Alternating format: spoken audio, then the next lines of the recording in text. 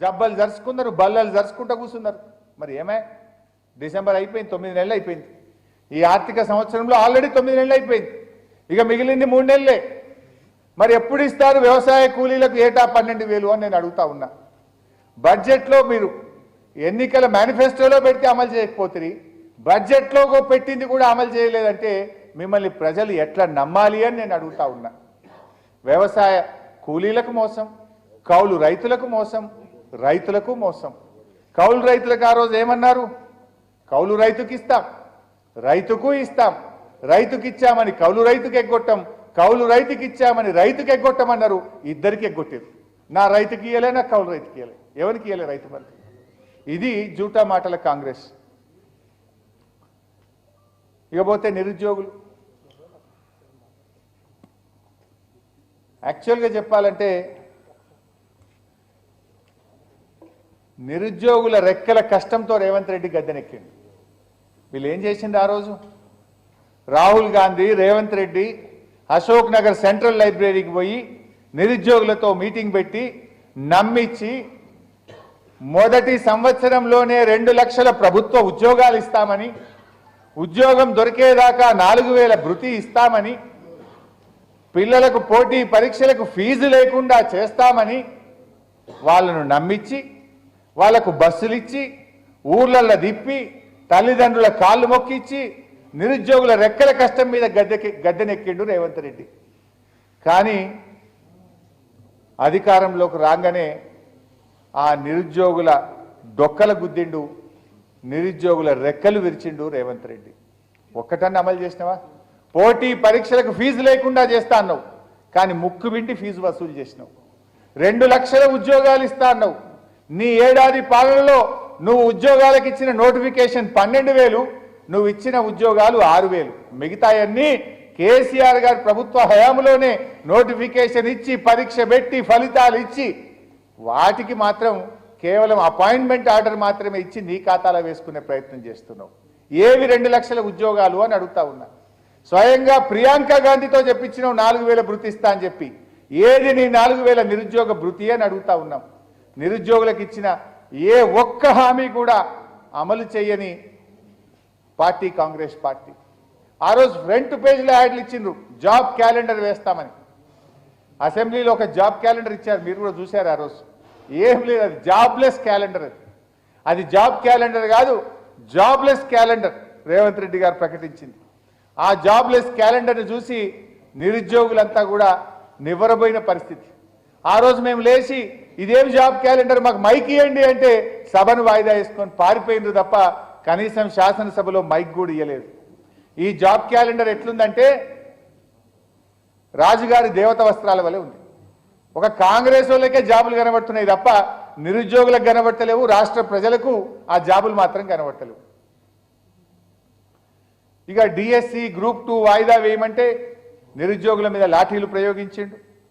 Saraswati నిలయమైన Chikkadpally central library, Ashok Nagar ప్రాంతాలు నిరుద్యోగుల ఆక్రందనలతో దద్దరిల్లిపోయినటువంటి పరిస్థితి. జీవో 29 రద్దు చేయండి, ఎస్సీ ఎస్టీ బీసీ మైనార్టీలకు అన్యాయం జరుగుతుందంటే వాళ్ళ వీపు విమానం మోత మోగించిండు తప్ప కనీసం పట్టించుకున్న పాపానికి పోలే. అంటే ఈ రకంగా నిరుద్యోగులకు మోసం చేసినాడు. ఇక గురుకులాలకైతే రేవంత్ పాలనలో గ్రహణం పట్టింది. మా సబితక్క నాయకత్వంలో ఆ రోజు బ్రేక్ఫాస్ట్ పథకం తెచ్చాం. ఇక మేము ఉదయం పూట పిల్లలకు బ్రేక్ఫాస్ట్ తెచ్చే పథకం తెచ్చాం. కేసీఆర్ గారు పిల్లలకు సన్న బియ్యంతో కడుపు నిండా అన్నం పెట్టే కార్యక్రమం చేశాడు. కేసీఆర్ గారి ప్రభుత్వం 298 గురుకులాలను 1,022కు పెంచింది కేసీఆర్ గారి ప్రభుత్వం. అట్టడుగు వర్గాల పిల్లలకు అద్భుతమైనటువంటి విద్యను అందించాం. పిల్లలు ఎవరెస్ట్ శిఖరాన్ని అధిరోహించేంత గొప్పగా ఆ పిల్లలు ఎదిగారు. ఎంతోమంది పిల్లలు డాక్టర్లుగా, ఇంజనీర్లుగా, సివిల్ సర్వెంట్స్గా ఉన్నతమైనటువంటి ఉద్యోగాలు పొందారు. విదేశాల్లో వెళ్ళి చదివేంత గొప్పగా గురుకులాలను తీర్చిదిద్దింది బీఆర్ఎస్ ప్రభుత్వం. కానీ రేవంత్ రెడ్డి గారి ప్రభుత్వం వచ్చినాక ఇందాక చూసాం, పాలమాకుల గ్రామంలో శంషాబాద్ దాటిన తర్వాత ఆ రోజు నేను సబితక్క పిల్లలందరూ రోడ్డు మీదకి వచ్చి ఈ పురుగులన్నం మాకొద్దు అని ఏడుస్తూ ఉంటే మేము హాస్టల్కి పోతే కళ్ళ నీళ్లు పెట్టుకున్నారు. సార్ మేము ఈ పురుగులన్నం, ఈ గొడ్డు కారం తినలేకపోతున్నాం, అడిగితే మమ్మల్ని కొడుతున్నారని చెప్పి ఆ పిల్లలు ఆడపిల్లలు కళ్ళల్లో నీళ్లు పెట్టుకున్నారు. ఈ రేవంత్ పాలనలో పాము కాట్లు, కుక్క కాట్లు, ఎల్క కాట్లు, విద్యుత్ షాకులు, ఈ రకంగా దాదాపు 49 మంది పిల్లలు చనిపోయినారు. ఈ రాష్ట్రంలో వేలాది మంది పిల్లలు ఆసుపత్రుల పాలైపోయినారు. సాక్షాత్తు ముఖ్యమంత్రి నిర్వహిస్తున్న ఎస్సీ, ఎస్టీ, మైనారిటీ శాఖల్లోనే ఇంత దారుణమైనటువంటి పరిస్థితులు మనం చూసాం. ముఖ్యమంత్రిగా రేవంత్ రెడ్డి సాధించిన రికార్డు ఏమైనా ఉందంటే తన నేరపూరిత నిర్లక్ష్యంతో 49 మంది గురుకుల విద్యార్థులను బలి తీసుకున్నాడు ఇవాళ రేవంత్ రెడ్డి గారు.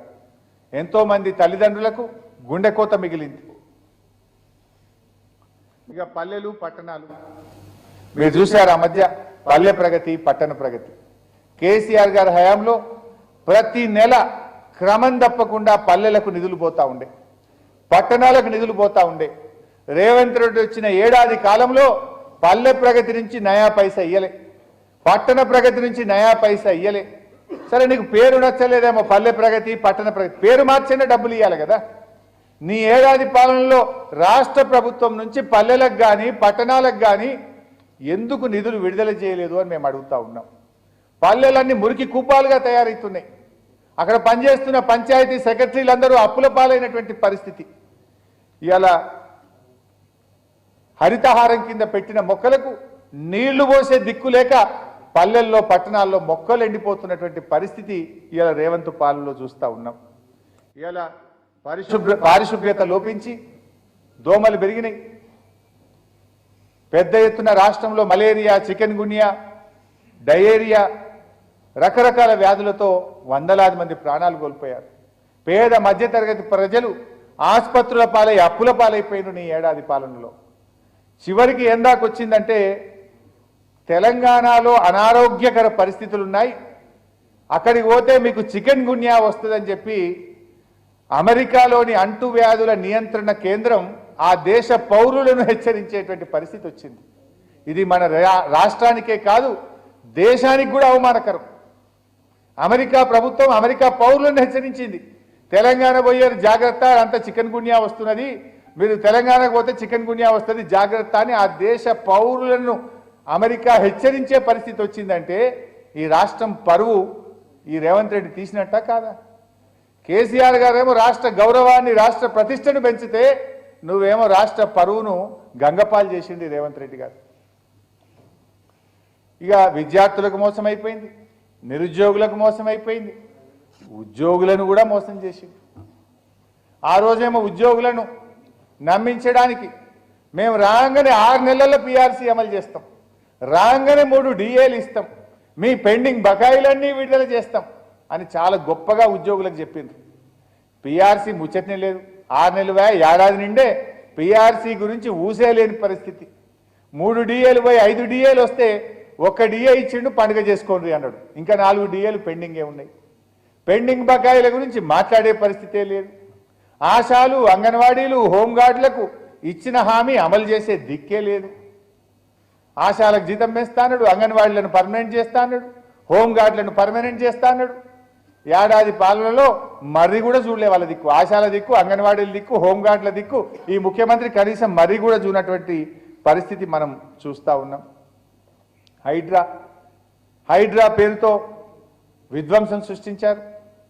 పిల్లలు, మధ్యతరగతి పిల్లలని చూడకుండా మనం చూసాం. హైడ్రాలో ఒకసారి ఒక అమ్మాయి నా పుస్తకాలు తెచ్చుకుంటాను, మా నాన్న కొనిచ్చిన ఫ్లాస్క్ తెచ్చుకుంటానని ఆ చిన్న పసిపాప కన్నీళ్లు పెడుతుంటే కూడా వీళ్ళ హృదయం కరగలేదు. పేదల ఇండ్లు, మధ్యతరగతి ఇండ్లు నిర్దాక్షిణ్యంగా కూలగొట్టారు. మాకు అన్ని అనుమతులున్నాయి, ఇగో ప్రభుత్వమే మా ఇంటికి అనుమతి ఇచ్చింది, మేము హౌస్ ట్యాక్స్ కడుతున్నాం, మా ఇల్లు కూలగొట్టొద్దని సాక్ష్యాధారాలు చూయిస్తుంటే కూడా ఇండ్లన్నీ కూలగొట్టారు, విధ్వంసాన్ని సృష్టించారు. చివరికి ఏమైంది? ప్రజల్లో తిరుగుబాటు వస్తే, నిరసన పెరిగితే నాలుక గరుచుకొని ఇక కూలగొట్టమంటారు. ఇప్పుడు ఏమంటున్నారు? ఎవరైతే ఇళ్లల్లో ఉంటున్నారో వాళ్ళని కూలగొట్టం, కొత్తగా కట్టేవి మాత్రమే కూలగొట్టము అంటున్నారు. మరి కూలగొట్టిన వాళ్ళ సంగతి ఏంటి? ఇలా విధ్వంసం జరిగింది కదా, చాలా మంది ఇండ్లు కూలగొట్టి రోడ్డు మీదకి తెచ్చినావు కదా, మరి ఆ కూలిన ఇండ్లకు ఎవరు నష్టపరిహారం ఇస్తారు?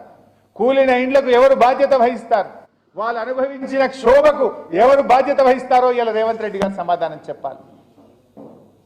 కొద్దివే అయిపోయాయి మరి వాళ్ళ ఆ ఇల్లు వాళ్ళందరూ రోడ్ల మీదకి వచ్చింది. బ్యాంకులలో వాళ్ళు ఇన్స్టాల్మెంట్లు కిస్తీలు కడుతున్నారు. పైగా ఇల్లు కిరాయికి తీసుకొని నడి రోడ్డు మీదకి ఆ కుటుంబాలు తెచ్చినవే. ఇది నీ అనాలోచిత చర్య, నీ తొందరపాటు చర్య, నీ ఆగమాగం చర్యల ఫలితంగా కొన్ని వందల మంది పేద కుటుంబాలను రోడ్డు మీదకి తెచ్చాం. ఇక మూసి ఈ రేవంత్ రెడ్డి రాగానే కొత్తలో ఒకటి లంక బిందెల కథ చెప్పాడు, మీ అందరికి గుర్తే ఉంటుంది.